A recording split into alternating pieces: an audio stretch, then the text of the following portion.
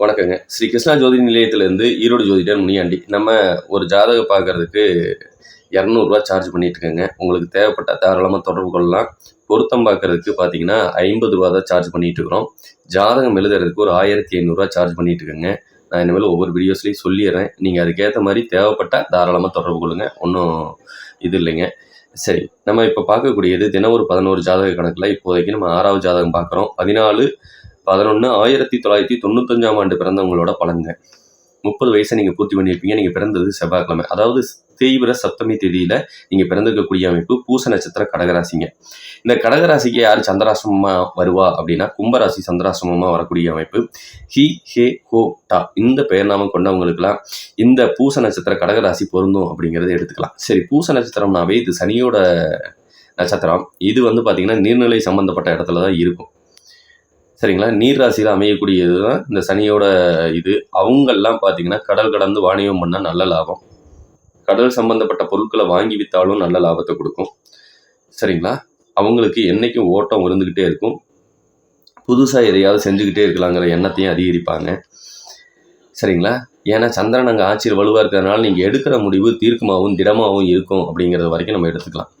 சரிங்களா? அதனால் ஒன்றும் நீங்கள் கவலைப்பட வேண்டியதில்லை. அருமையாக இருக்கும். உங்களுக்கு வெற்றிக்கு அது வழிவகுக்கும் அப்படிங்கிறது தான். ஆனால் என்றைக்குமே நீங்களும் பார்த்தீங்கன்னா இந்த பல யோசனை ஓடுறதுனால எந்த முயலை பிடிக்கலாம் அப்படிங்கிற சூழ்நிலையில் தான் ஓடிட்டுருக்கும். கடைசியில் எல்லாத்தையும் பார்வையை பூரா செதற விட்டு அதில் உங்களுக்கு ஒரு தீர்க்கமான முடிவு கிடைக்கிறது, மற்றவங்களை சந்தேக பார்வையோட பார்க்கறது இந்த அமைப்புலாம் உண்டு அப்படிங்கிறதையும் சொல்லிக்கிறேன். சரி, உங்களுக்கு உண்டான குபேர புள்ளி ரோகிணி நட்சத்திரம் ரிஷபராசிலையும், அதிர்ஷ்ட புள்ளி சித்திர நட்சத்திரம் துலாம் ராசிலையும் அமையக்கூடிய அமைப்பு நல்லா இருக்குங்க. சரிங்களா? பூச நட்சத்திர கடகராசியில் பிறந்தவங்களுக்கு எடுத்த உடனே சனி தான் தசாபுத்தி நடத்தியிருப்பாங்க. அதுக்கப்புறம் வந்தது பார்த்தீங்கன்னா புதன் தசை 17 வருஷமும், கேது தசை ஒரு 7 வருஷமும் இப்போதைக்கு ஓடிட்டு இருக்குது. சுக்கர தசை 20 வருஷமும் இப்போதைக்கு ஓடிட்டு இருக்கலாம். சரி, இந்த சுக்கரம் ஓடிட்டு இருக்கிறாரு, சுக்கரனை பொறுத்தளவுக்கு நன்மை செய்வாரா அப்படின்னு சொன்னால் ஒரு சில லக்கணத்துக்கு நன்மை செய்ய மாட்டார். எந்த லக்கணத்துக்கு செய்ய மாட்டார் அப்படிங்கிறது நமக்கு வேணும். ஒன்று தனுசு லக்கணம், இன்னொன்று மீன லக்கணம். இந்த 2 லக்கணத்துக்காரங்களுக்கு நன்மை கிடைக்கிறது கஷ்டம். இன்னொரு லக்கணமும் இதில் பாதிக்கப்படுறாங்க. இன்னும் 2 லக்கணம், ஒன்று விருச்சக லக்கணமும் இன்னொன்று கும்ப லக்கணமும் பாதிக்கப்படுறாங்க. காரணம் என்ன அப்படின்னு கேட்டிங்கன்னா, அவன் புதனோட சாரத்தில் உட்காந்துருக்கிறதுனால அந்த லக்கணக்காரங்களும் கொஞ்சம் பாதிக்கப்படுவாங்க அப்படிங்கிறத எடுத்துக்கலாம். ஒன்று ஊர் விட்டு தேசம் விட்டு வெளியே போகக்கூடிய அமைப்பு, வேண்டாத சங்கடத்தையும் பிரச்சனையும் கணவன் மனைவிக்கு இடையில கொடுக்கக்கூடிய அமைப்பு, கடனால் கொஞ்சம் பிரச்சனை சேரக்கூடிய அமைப்பு, ஊரை விட்டு வெளியே போனால் இதுக்கெல்லாம் தீர்வு கிடைக்கும் அப்படிங்கிறதையும் சொல்லிக்கலாம். சரிங்களா? இப்போ இது வேற உங்களுக்கு நாடிமுறைப்படி எப்படி இருக்குது அப்படின்னா, உங்களுக்கு ஒரு பிரச்சனைனா நீங்கள் தொலைதூர பயணம் போங்க, உங்களுக்கு அந்த பிரச்சனைக்கு தீர்வு கிடைக்கும். சரிங்களா? இதெல்லாம் சின்ன சின்ன ரகசியம் நான் அப்பப்போ சொல்கிறேன். நீங்கள் தொலைதூரம் போயிட்டு வந்தீங்கன்னா உங்கள் பிரச்சனைக்கு ஒரு தீர்வு கிடைக்கிறதுனால தாராளமாக போயிட்டு வாங்க. உங்களுக்கு தோல் பிரச்சனை, நரம்பு பிரச்சனை கொஞ்சம் வரக்கூடிய அமைப்பு. நீங்கள் ஒரு சிறந்த ஆசிரியர், 30 வயசு வரைக்கும் உங்களுக்கு சொந்த தொழில் ஆகாது. இந்த 30 வயசுக்கு மேலே சொந்த தொழில் பண்ணிங்கன்னா நல்ல யோகத்தை கொடுக்கும் அப்படிங்கிறத வச்சுக்கலாம். ஒரு சில பேர் அரசு சம்மந்தப்பட்ட வேலையில் உட்காந்துருப்பீங்க, அவங்களுக்கு லாபத்தை கொடுக்கக்கூடிய அமைப்பு. ஒரு சில பேர் டாக்டர் ஆகக்கூடிய தன்மை வரைக்கும் எடுத்துகிட்டு போகும். அதுவும் நல்லா இருக்குது அப்படிங்கிறத எடுத்துக்கலாம்.